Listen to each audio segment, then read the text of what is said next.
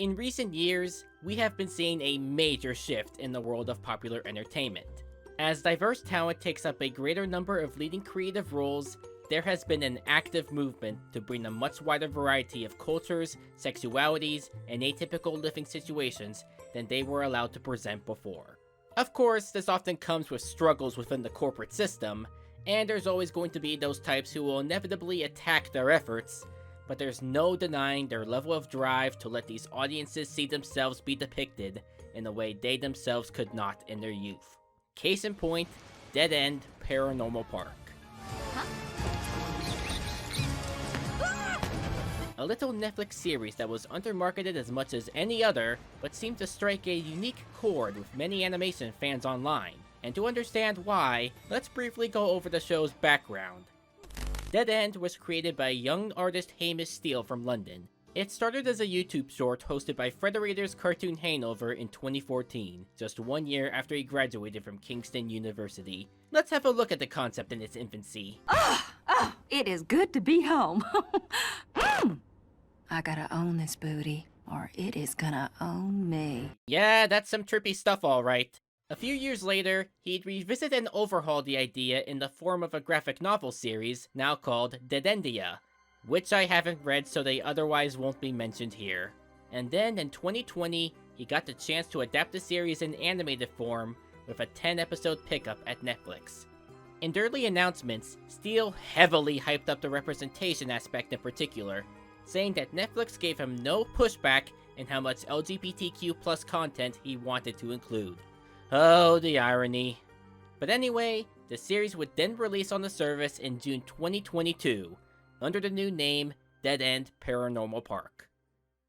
The setup for the show is that you have two teens, Norma and Barney, who are applying for a job opening at this haunted house attraction called Dead End, within the rather sketchy-looking Phoenix Parks. And if you see anything that seems just a little out of sorts, well, just keep it to yourself, darling.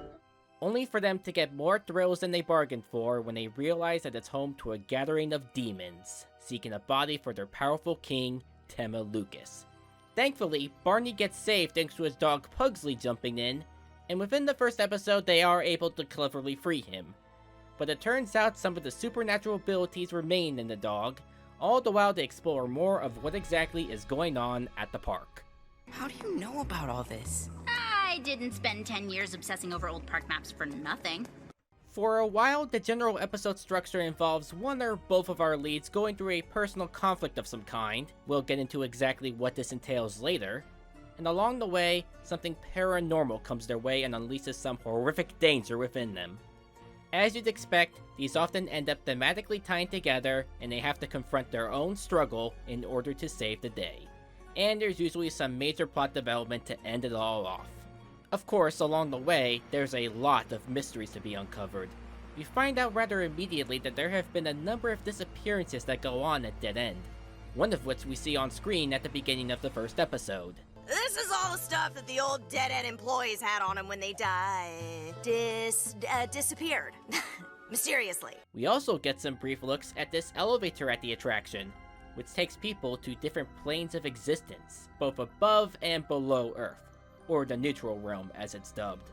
Although we don't get too many floors in Season 1, we also know this one demon, Courtney, is essentially imprisoned in the neutral plane and wants to try to earn her freedom back to the demon plane. The tone definitely leans a little more toward horror than you're probably used to seeing from this sort of cartoon. They don't go too far, the demonic stuff is relatively kid-friendly, but they are not afraid to get uncomfortable with its overtones. Literally in the cold open of the first episode, we get blessed with a jump scare. Gravity Falls certainly can't say that. But you also have concepts like body possession, being petrified to stone, psychological trauma. Like, sure, we've seen those in cartoons before, and it's not like they are particularly scary on their own, but it's the way the show plays them up and emphasizes the horror side to them that makes it all stand out. There's still plenty of humor to balance it out though, which is a mix between semi-dark, as is most commonly seen with Courtney, and just plain awkward like with the character banter and some of the more inherently amusing situations that come up. Go on a game show for some prize? I didn't know there were game shows down there. Apparently that's where they were invented. Now, not to get ahead of myself, but the 2 stars are what make this show really special. Because of the general corporate hesitance to push any progressive beliefs or deviate from the norm, rarely are any underrepresented groups given any major roles. We've been slowly getting more trans people on the paper, but they're mostly in supporting roles at best, and confirmed autistic representation is shockingly less common. The closest example I can think of in animation is, I guess, The Mitchells vs. the Machines? No! I hate dinosaurs and I hate you! Bye forever!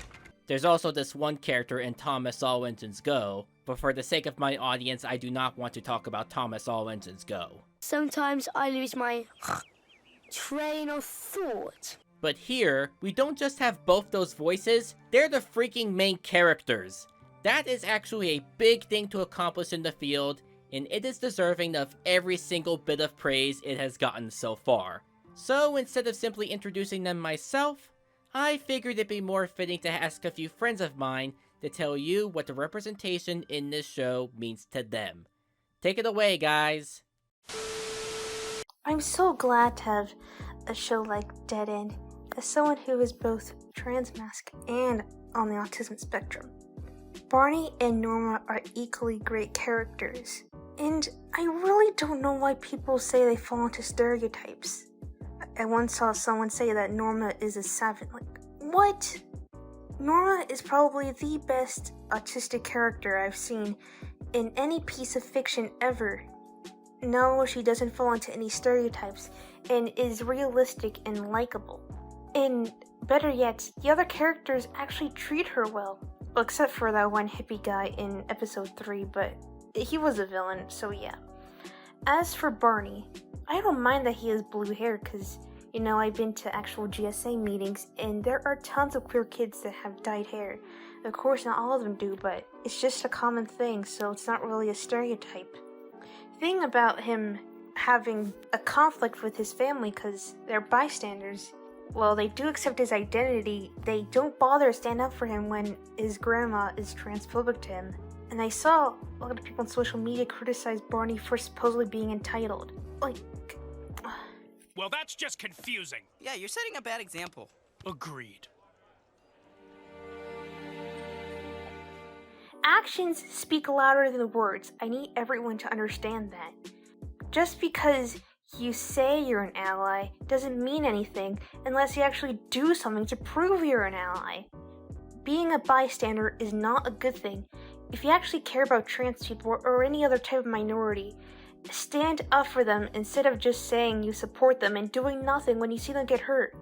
I've seen this happen way too many times to count. People who don't walk the talk, or something like that. Hiya folks, I'm the Gladding Gladiator, but you can call me Jake, and I make analysis videos about Disney animation on my own little corner of this hell site. But occasionally I like to sneak away to other people's channels to discuss things not owned by the Mouse House. Like today, where I'll be talking a little bit about my thoughts on Dead End's representation. Little background on me, I am a demisexual autistic person. Gender identity is a whole other can of worms that I'm still in the midst of figuring out. I never read the graphic novels that Dead End is based on, but when I heard there was going to be an animated series with a trans protagonist, I knew I had to check it out. And from the very beginning, I was blown away at just how open and honest it was about the topic. I don't think I'll ever get over hearing the main character of an animated series say the words, "I'm trans." It's not the park. It's me. I'm trans, Norma. However, while I went into the series for Barney, I had no idea about Norma, and she completely stole the show for me. On my channel, I often talk about neurodivergent coded characters, but I'm not used to seeing a show go all out with an in-depth depiction of the autistic experience. There's already been a lot of discussion about episode 3 and Norma's fear world, but I want to mainly focus on how her arc develops in the final episodes of the first season. When she discovers her primary special interest that she has dedicated her life to is a little problematic. Because, yeah, that is something a lot of people on the spectrum can relate to. Falling in love with a movie or a show or a book series and then growing up and finding out that the creator of that thing is an awful person. Perhaps the most chilling moment is the end of episode 9, where after facing the truth about her idol, Norma breaks down, and Cody Cavitha delivers a heart-wrenching performance, really cementing the tragedy. She's been using us, using her fans, lying to us all. We don't get to choose the things we develop an emotional attachment to, especially as kids. And when we find out said thing was made by a bad person, it has the potential to completely destroy you. That's where the next episode and the song My Frankenstein comes in. Because there's no better way to process a whirlwind of emotions than through a kick-ass musical number. It's kind of messed up, I feel like a breakup, except it's all your fault, not mine. You're my Frankenstein. But the song shows Norma reconciling and processing her grief over the situation, and realising that it's not her fault, which I, and I'm sure a lot of people, found very liberating. I have no idea what conclusion Norma will reach here, because her hyperfixation on Pauline did have value, and I feel that she should recognise that, as it provided her with comfort, and as she states multiple times during the song, saved her life. But how do you reconcile that with all the terrible stuff Pauline has done? I'm not sure there is a definitive answer here, and I'm waiting with bated breath to see where the show goes with this. But yeah, that's pretty much all I have to say on the matter. Dead End is most likely my favourite cartoon of the year, and I'm just so happy that, even if it's only for a little while because Netflix, we get to have a show like this. The first season actually started right around when I began my own job at a theme park, and that parallel has been a very interesting experience. Huge thanks to Toon for allowing me to come on here, and you folks have a lovely day. Hello, my name's Tom from Curmudgeon Media. I make video essays, and today I'm going to share my thoughts on autism representation in Dead End Paranormal Park. So, autism and media have a long and tumultuous relationship. Fearmongering campaigns aside, there are a few standout examples of good, authentic representation, but for the most part, what representation we get is harmful and heavily mischaracterized. See Sheldon Cooper for more on that. Have you ever considered trying to do something useful? Perhaps reading to the elderly? Excuse me? Yeah, but not your books. Something they might enjoy. In either case, as an autistic person myself, this kind of stuff matters to me, a lot. So when I'd heard that Norma in Dead End is canonically autistic, I had to check out the series for myself and see how they handled it. And the answer is... Okay, it's pretty good, particularly after the series finds its footing after the first couple of episodes, but it has a rocky start that I think needs to be addressed. To be honest, I didn't like Norma very much at first. She comes across as immediately selfish and unnecessarily mean and dismissive towards Barney. It felt like the writers were leaning into the harmful stereotype of autistic person as self-absorbed and unkind. It's a massive mischaracterization of autism, and we don't need more of it. I'm clearly the better candidate for this job. I know everything. Every cast member, every episode, every single nut and bolt of this whole darn attraction. In those first couple of episodes, Norma's autism feels token, like it's checking off traits from a pre-written list. She constantly throws around autism buzzwords like hyperfixation, but the show didn't feel at first like it fully understood the nuances of what those terms are. This changes later on, but for example, at the end of episode 1, when Norma's hyperfixation is called into question, she makes an off-the-cuff remark about how she'll just find another hyperfixation. This to me felt like a betrayal of the emotional depths of hyperfixation, how involved a person is with their hyperfixation. Now, that's not to say that everyone's experience of hyperfixation is the same, but the casual dismissal of Norma's lifelong passion felt bizarre to me. The weirdest thing is that the writers clearly understand this. Towards the end of the series, after Norma discovers that her idol is a manipulative ghoul and her hyperfixation is called into question for real this time, it causes her to have an absolute crisis of confidence. It becomes clear just how much this all means to her. I think this is a much more fitting approach, but it's just odd that it clashes with the first couple of episodes in that way. But that does go to demonstrate that the show kind of picks up the slack after a certain point. While I wasn't fond of Norma at the beginning, once the writers get into the swing of it, I'd say she comes around into a generally positive and authentic representation of autism. In episode 2, Trust Me, we get to see the world through Norma's eyes. The hook of the episode is that a hippie demon traps people in their fear world to feed off their innermost anxieties. At this point, we get to see the mundane, everyday anxieties of Norma as an autistic person through her eyes. The warped, exaggerated boiling line style really captures the anxiety of overstimulation, the way everything feels so much more hostile from her point of view. When she says, "My fear world is the real world," it really connected with me. This is where Norma really comes into her own as a character, and where I feel the writing staff started to implement first-hand experience into the autism representation to really round it out in a way that feels real. So yeah, rocky start, but they figure it out. I have a lot more to say about Dead End as a show, and I will be making a video about it, so go check me out over on the Curmudgeon Media YouTube channel. And of course, thank you to Tune for Thought for having me. Hey everyone, how's it going? Thank you so much to Tune for Thought for inviting me to be a part of this collaboration and to talk about Dead End Paranormal Park. For those of you who don't know me, my name is Covey and I'm a trans, non-binary, South Asian writer, creator, and animation enthusiast. Seeing how Dead End has the first trans protagonist in a Western cartoon, I knew it was a show that I had to watch and critique. I'll be honest, I had mixed feelings about the show overall. There are some things I think it did really well, and some that fell a little flat. I'll explain what I mean, but I do just want to disclose that this is my personal opinion, and that others might feel completely differently, even other trans people. I do just want to start by saying I think the production of the show itself is pretty much perfect. I love the art direction, character designs, color design, and the voice acting. The animation is super smooth, and the show is a delight to look at. My major issues came from the way that Barney's character arc was handled. It wasn't anything he did or said necessarily, but rather the way the narrative frames some of the issues that left a bad taste in my mouth. I felt like the story spent too much time focusing on Barney's internal conflict way too much, rather than the external conflict of the tension within his family. We spend way too much time seeing Barney struggling with life at the theme park and feeling torn about his decision to leave home. It isn't until way into the season, in episode 7, that the show explicitly validates Barney's decisions. You just let Grammy Graham say all that stuff to me right to my face. And what's worse, you didn't even stand up for me. Oh, she wouldn't understand. You don't understand!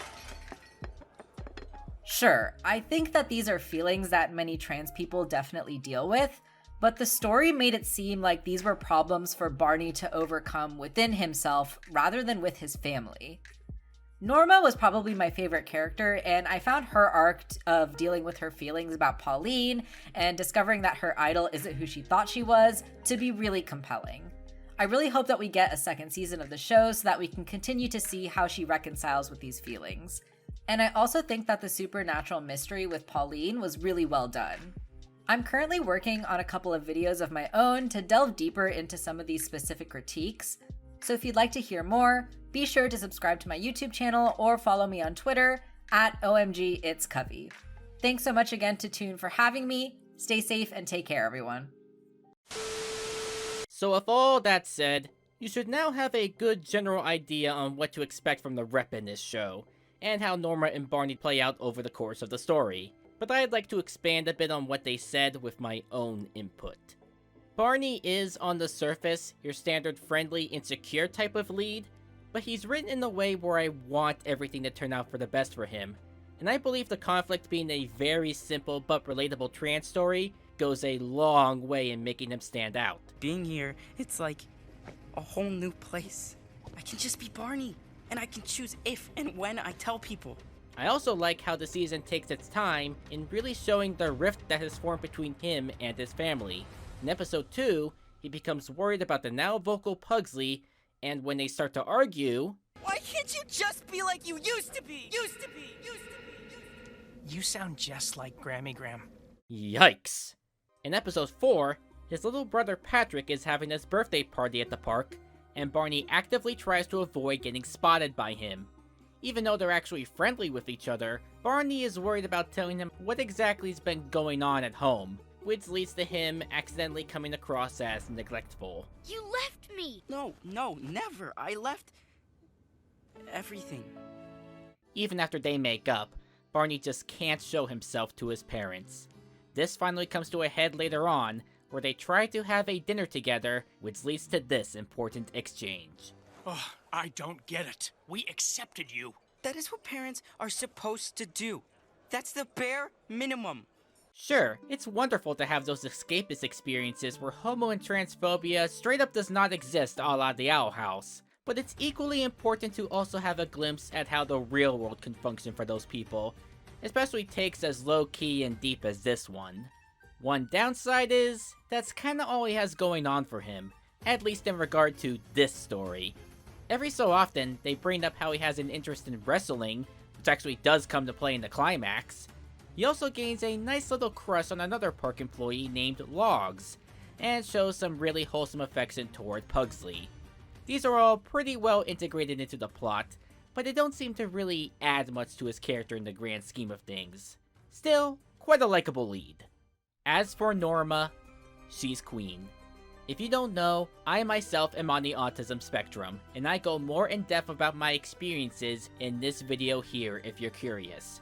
Right from this first scene with her on the bus, I saw so much of myself in her actions and subtleties that I haven't with really any other animated character I've come across.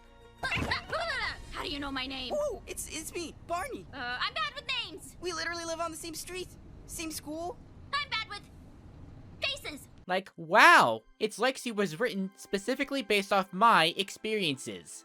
And what makes it all come together too, is that even with these moments in how she hyperfixates on the legacy of Pauline Phoenix, she is really dang smart too. She never annoys anyone with her little info dumps, and they often prove to be a valuable utility to solve whatever paranormal problem comes their way. In essence, she's vulnerable in all the right ways, but also strong in the right ways. They don't lean too far one way or the other, at least no more than they would for any other kind of person, and this is how you do neurodivergence justice in my book. I just don't understand how this is easy for everyone. I mean, making friends, socializing. Barney is so good at it. But not me. Now, Tom described the pitch-perfect portrayal of Norma's fears as seen in Trust Me better than I myself could, so I'm not going to repeat too much. That said, not only is it an incredibly smart look at how much we worry about how we're perceived by others in even the most innocent of interactions, but I would also mention how the story avoids making Norma come across as a total social paranoid, or framing her anxieties as really anyone's fault. She is the one to stand up for Barney in his nightmare, and gets everyone to band together against the demon. The problem is that her mind makes the fear world her real world, one that she can't escape from so easily because of what neurotypical society expects. I'm scared of the real world, Barney. And that's already everywhere. Needless to say, this resonated with me to hell and back, and is probably my favorite episode of the 10. Apart from them, we also follow this little demon named Courtney, who has been imprisoned at the Dent End attraction for centuries, and is willing to do anything to get herself back home. She starts out viewing the two applicants as nothing more than vessels, a means to get what she wants. And when the initial Temelucas plan doesn't work, she attempts to pursue other opportunities that come up, mainly training Pugsley, who retains enough of the possession to perform some demon magic of his own. You're a wizard, Pugsley. Or at least Emma Lucas was. I think you've inherited more than his ability to walk and talk, although those are pretty cool too. However, she does slowly warm up to them, even if there's still a backstabbing and smartass nature within her. As you can imagine, she's a pretty hard character to make likable, but I think the fact she is a demon with no clear code of ethics helps add more shades of grey to the actions we see from her. She's an insensitive jerk through and through, but you kinda get the feeling she doesn't know better, which actually becomes a major part of her arc. And she's home to some of the series' most memorable jokes, too. It's exactly what it looks like. Finally, there's the other employees you regularly see, Bida and Logs. They're both enjoyable in their own rights, but unfortunately, All they really seem to contribute is to give each of our leads someone to interact with when they're out doing their own plots. You know, I just realized this ride will be the first time we've ever been totally alone. Kinda weird, right? There are moments where it looks like they're going to build to them having some impact, but it just never goes anywhere. I don't expect every character to be a major player in the story, but allowing them to move it along a little more, or even just letting their personality shine more, I think would have gone a long way. And it's a shame because again, I do legit like both these two. Now from this point forward, I'm going to get into spoiler territory, so if you haven't yet gone around to watching this show and are interested, go ahead and skip to the timestamp below. Honestly though, the last 3 episodes are so incredibly high concept and distinct from one another, that I think it's best I just go over each of them individually. So that's what I'm going to do. Episode 8, The Pauline Phoenix Experience, takes the heroes inside this television world where they are a part of the actress's filmography. Well, look at you. Alligator Anderson. Alligator Anderson. Alligator Anderson? It doesn't take long for Barney and Pugsley to be awoken from their state, and they travel between a few different shows and films in hopes of getting to Norma, who they find isn't as easily stirred. While many of the actual settings we get are rather standard for the genre, like an Old West tavern and a black and white haunted house, damn if the production team didn't go all out with the different filters and other stylistic choices to really recreate the feeling of an old film reel or TV drama. It gives the episode a certain extra layer of technical appeal for someone with such a sharp eye for seemingly trivial details like myself. What is that? Who are they? Ooh, you redecorated. No, Pugsley, that's the 4th wall. This serves more of a purpose than simply being a fun set piece too. Considering how much of the story relies on Pauline's legacy, it was definitely important for us to get an in-depth look at what exactly she starred in and how she acts. Turns out she has a resume about as varied as Troy McClure, not just covering countless unrelated film genres, but also stuff like exercise videos and insurance ads, the latter of which is home to another big reveal. Here is probably a good time to bring up Pauline Phoenix herself as a character. Her diva personality and pure confidence in what she's saying makes her steal the show when she's on screen, of course, and that's reflected in the acting we see here as well. Sure, it's cheesy and exaggerated, but you can sense that passion, that uniqueness like other actors in the real world. It becomes clear why she'd become a big star to so many people. Forgive me, but I had such awful night horrors, visions of witches, gargoyles, and communists. And outside of that, she's a different sort of villain than what you normally find in these kinds of cartoons. The fact she takes no issue possessing young women's bodies, one of which we saw earlier trapped all by herself in this weird in-between place, all to keep her youth and public presence alive, is definitely a horrifying concept. Even if how this first came about is weirdly unexplained, at least I didn't pick up on it. But going back to the episode, what really brings it home is what happens with Norma. See, at the end of the previous episode, upon seeing Pauline for who she really is, she is in tears and nods as if in denial. This was her idol, her hyperfixation, who she looked up to, and now that feeling of admiration is just torn away from her. She's left emotionally destroyed. So basically, she decides she'd rather live inside the television world because the Pauline that exists there is the one she wants to keep remembering. The one that can't deceive her because she knows what to expect.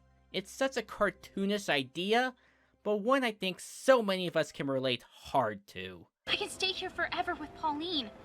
With my Pauline. I can be whoever she needs me to be. And Barney's message about not running away from your problems even serves as a nice way to tie these two overarching conflicts together, if you want another example of smart character writing. But just when you think things couldn't get any more imaginative, we get to... This is, without any doubt, the big standout episode of the lot. And any of you who has watched this show knows exactly why. Basically, Pugsley is asked to cast a spell to help distract the crew members long enough for the now banned heroes to sneak by and help foil Pauline's plan.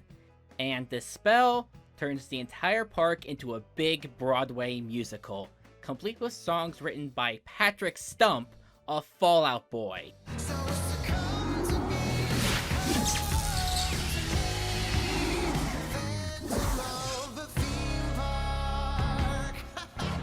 I'm not going to show you much of these songs, partly for copyright reasons and partly because I really want to make sure you all actually watch them for yourself. But trust me when I say the entire soundtrack is full of bangers like and Oh, that was then I beg forgiveness. And I'm not going to act like their integration into the plot always works, but the songs themselves are all beautifully written, performed, and conducted that I ultimately don't care. And what helps them even further is the fact that each of our main characters gets a number to themselves, which allows for some fun, unique looks into what each one is currently going through. One I really want to talk about is My Frankenstein, partly because it's the one that you see most covered online. You've already heard Jake talk about the powerful message, how it connects to Norma's overall character journey, and especially how it resonates with we autistic folk. But even taking all that out of it, the direction and sound design are just about perfect as well. See, the context is, Norma is trying to impersonate Pauline so she can bait the spirit into taking her soul, and the song constantly reflects this by her POV seemingly switching between her true self and the illusion.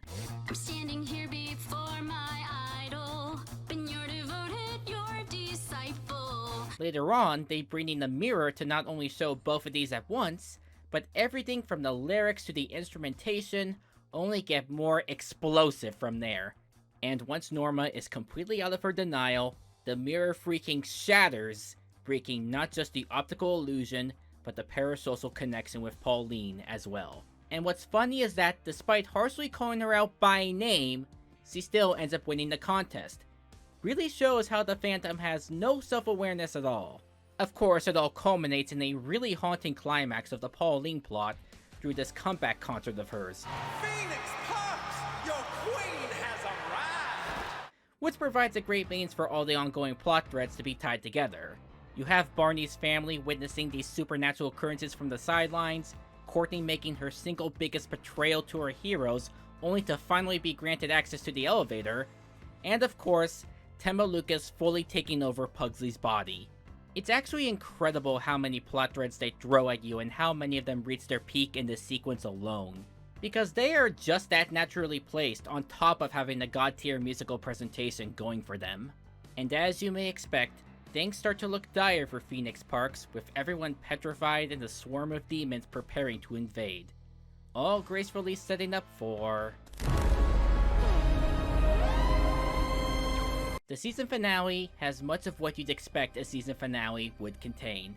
A danger on greater scale and scope than what was seen before, all the characters banding together to help, some heartwarming character turns to resolve their own personal arcs, and a semi-cliffhanger of an ending to set up the next season. So naturally, this is a very packed episode, and the results are admittedly kind of mixed. See, despite all the positive aspects I've mentioned, one of the more major problems across this whole season that becomes much more obvious by this point is while the plot beats all make sense, you feel like the end result should have had more build-up to make them really stick the landing. Courtney is probably the biggest example of this in my opinion.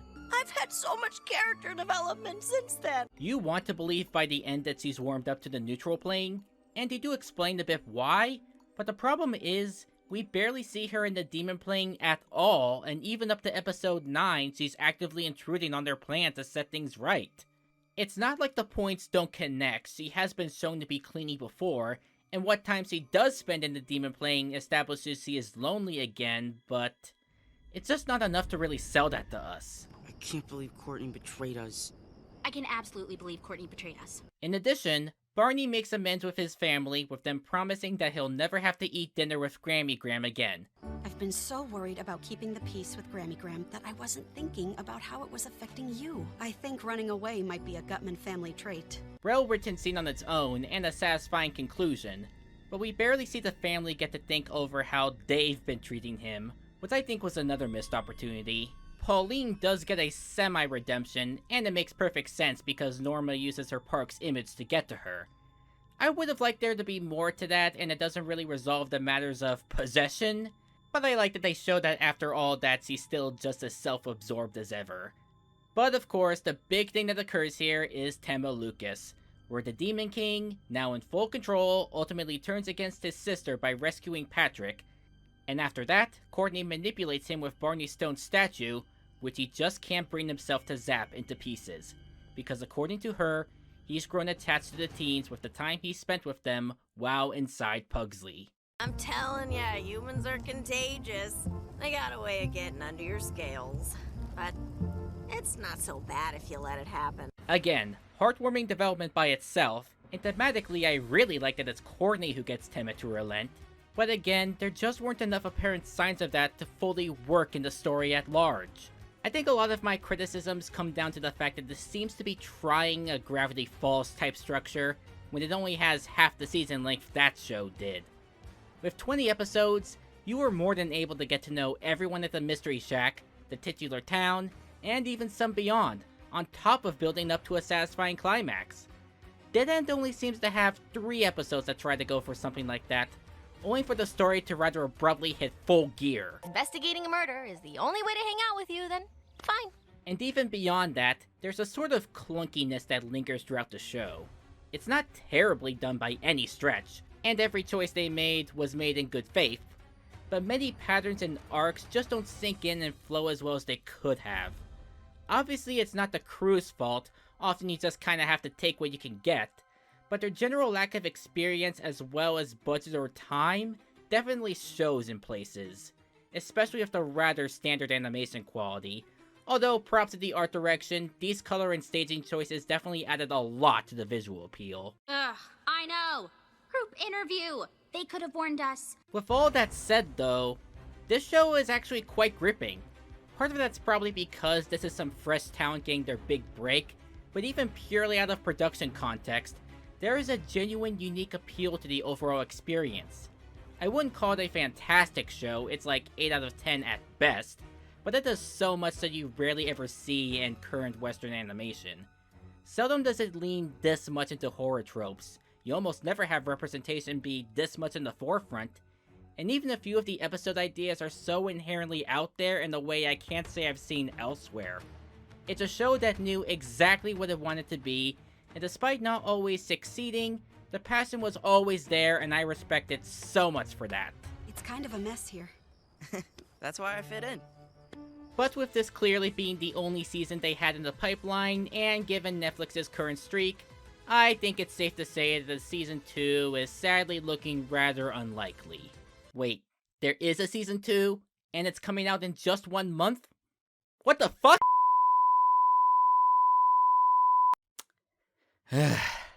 So, I had the entire script written and recorded, fully convinced that the first season was all they had in the pipeline, and then just when editing was starting to get going, in came the announcement for Season 2, catching me completely off guard, and at a loss on where to take this video.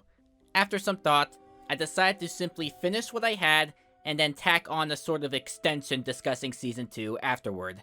Hence why this video took so dang long to make. And yes, I know Netflix really likes to split one production order into multiple release seasons for very sinister reasons, but apparently with this production that was actually not the case, at least not in labeling. But however the production for this actually went, let's see what this second set of 10 episodes has for us. The season starts with the custodian Barbara, inheriting Pauline's entire fortune, including the park. Meanwhile, Barney, Norma, and Courtney are continuing to hunt any demons that end up slipping into the neutral plane when this giant hand named Fingers enters their life. Turns out, he's an angel sent from above to watch over them, while training Pugsley in angelic magic on the side. I'll just be a nice buddy who checks up on you from time to time to make sure you're not breaking any rules. What, like a parole officer? And from there, everyone just kind of has their own separate thing going on. In some respects, it's a lot more leisurely than the first season, particularly how there's a greater focus on the characters just hanging out together.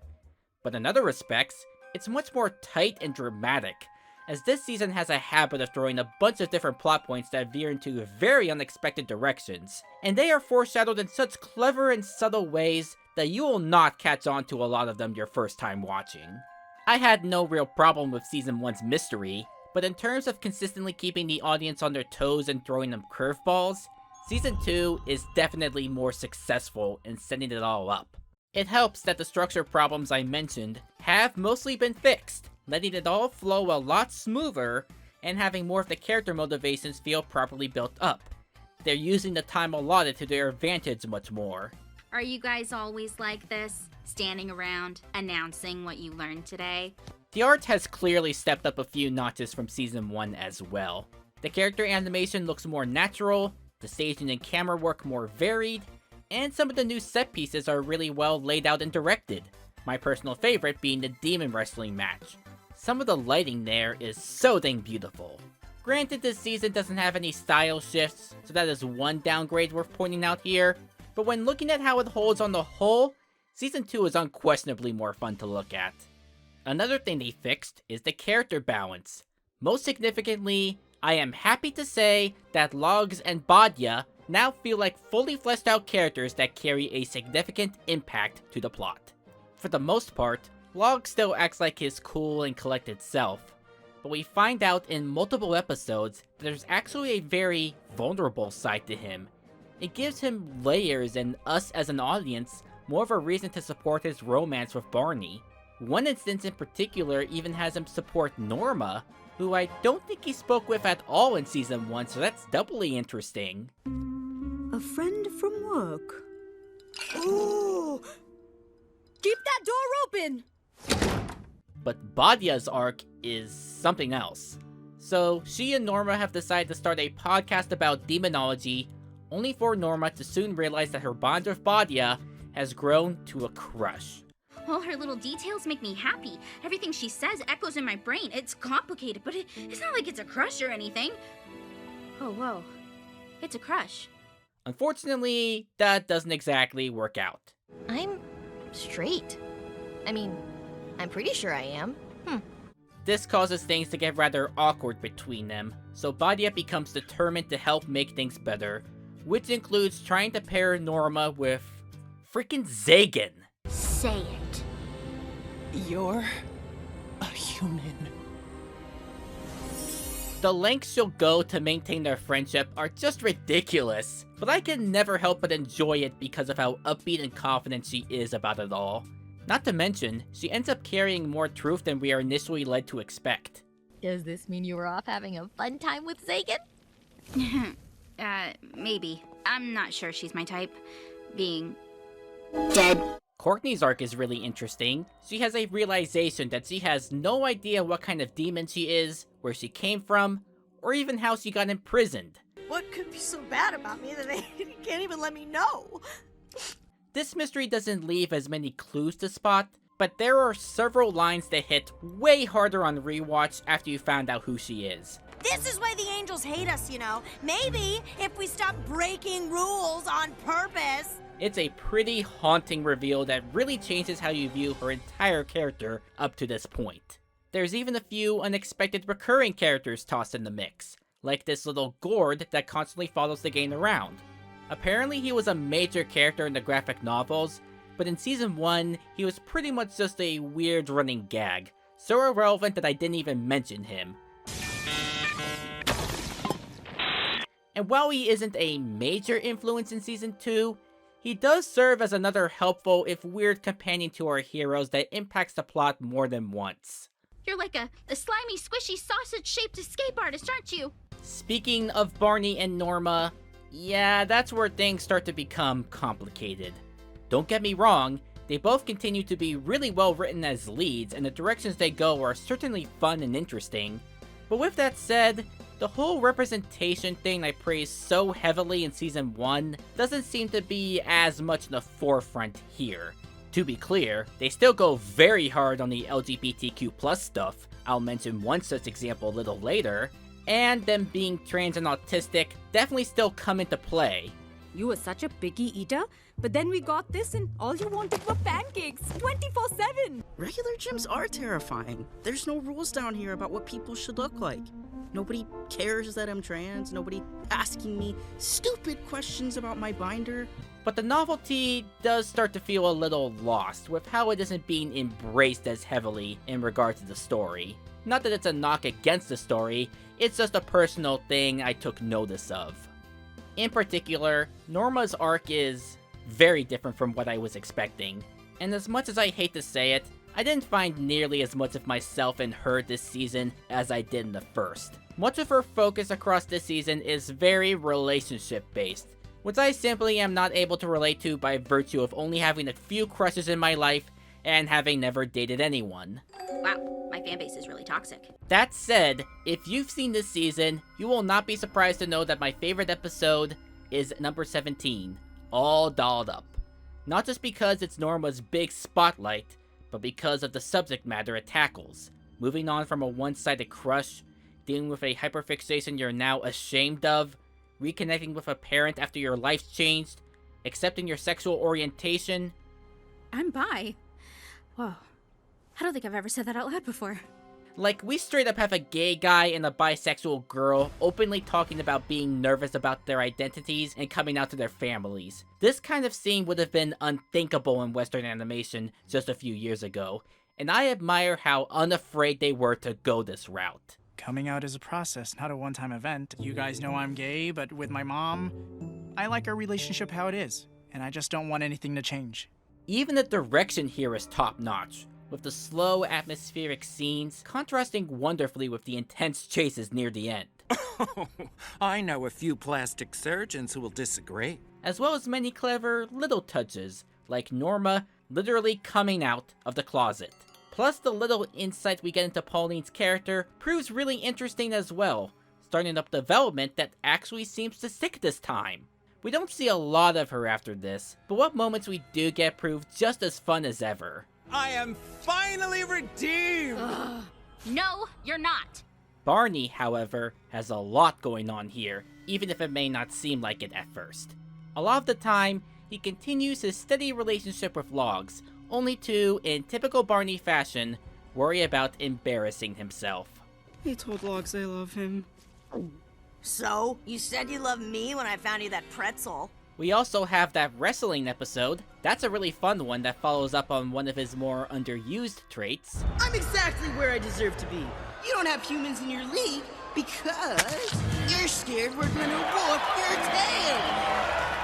Then we get more heavy stuff, like that episode where he freaking dies for a second time and almost gets dragged to the other side because he starts to lose faith. I wanna go home. Like, home. And to top all that, he ends up being the big emotional key in the season's climax, which is sure to hit hard for any pet owners out there. That may sound all over the place, but they are very smartly tied together by the story's themes, them being faith in the future, the concept of destiny, and most importantly, remembering your roots.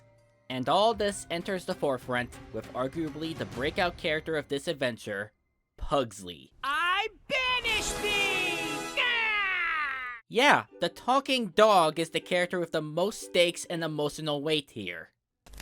See, having lost his Temalucas powers, Pugsley starts to feel like he isn't of any help to the gang, and therefore jumps at the chance to learn under fingers. But before long, has these ominous, frightening visions involving this authoritative figure known as the Watcher. In one such episode, he discovers some time-bending powers and tries to prevent some mayhem from happening at the park Ferris wheel, only for, in typical cartoon fashion, each result to only get worse than the last.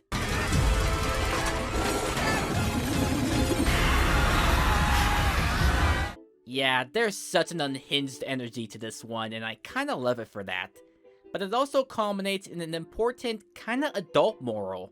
Don't over-worry about hypotheticals, especially with other people's lives. I just want everyone to be happy! But that's not life, Pugsley! Do you need permission? Okay, I give you permission to let me get hurt! So already, he's dealing with some very heavy responsibilities, which only becomes much greater in the episodes following. This also kinda doubles as part of Pugsley having a bit of an arc about putting his trust in Barney, the wrestling episode being a more obvious chapter in this. The payoff here is when, upon getting abducted by Fingers, he secretly places his magic and a detection tool inside his fez that he manages to toss Barney's way. Such a neat attention to detail that the plot didn't necessarily need, but the fact it is there really makes us all the more invested in both these characters' journeys. But I haven't yet discussed probably the most prominent theme Season 2 has to offer, the idea that demons may be less evil and more friendly than we've been led to believe. We see signs of this pretty early on, like this group therapy session in episode 12. I am proud of my demonic heritage. I just wish the world were kinder to us. And also Barney training under this muscular demon Az in episode 13. You did better than last time. You're still conscious. No. Whoops. But episode 16 is where this plotline really takes off, as the Dead End gang find themselves having fun at a demon party that they're supposed to be stopping, which include Pugsley reuniting and casually catching up with Tema Lucas. There's one thing I miss most. It's the belly rubs. I enjoyed the flying. And more importantly, Zagan forming an unexpected bond with Norma. Parties aren't really my thing. Same. So when the Watcher comes in and puts an end to it all, you really feel sorry for the demons cause all they're doing is celebrating and mingling. It leaves the audience really questioning the morality of it all. And don't even get me started on Fingers. He really doesn't leave a great first impression with him nearly invading the whole bowling alley.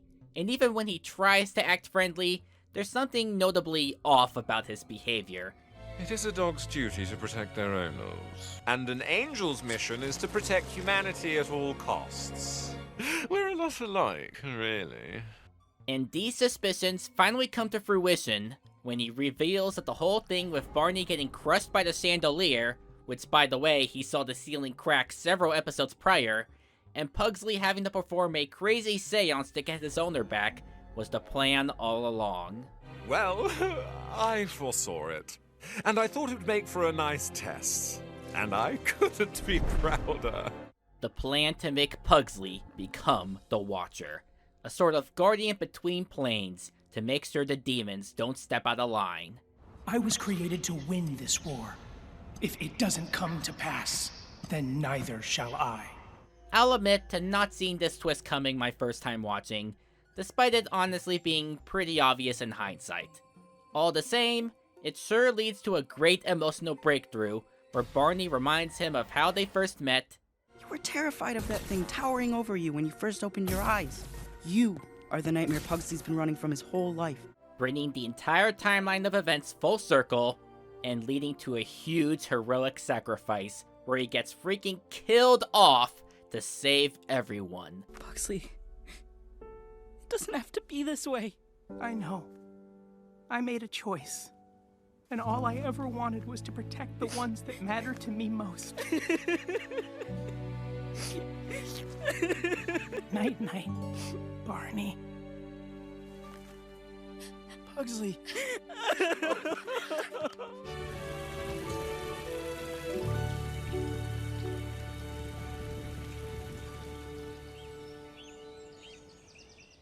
All we get after is the very last bit before the credits, showing him, or I guess his soul, in freaking purgatory or something. It's pretty dang vague. And don't even get me started on this scene just before with Norma. The angels hurt us. I want to hurt them back. What do you think, Mom?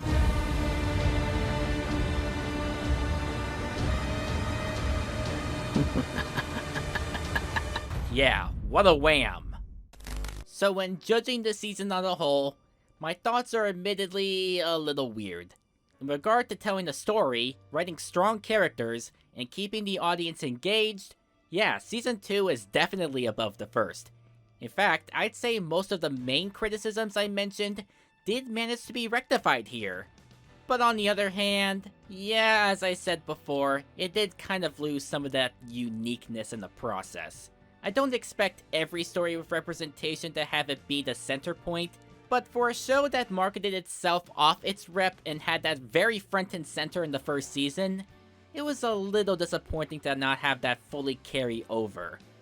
Those of you who weren't sold on Barney and Norma before probably won't be swayed by how they're portrayed here.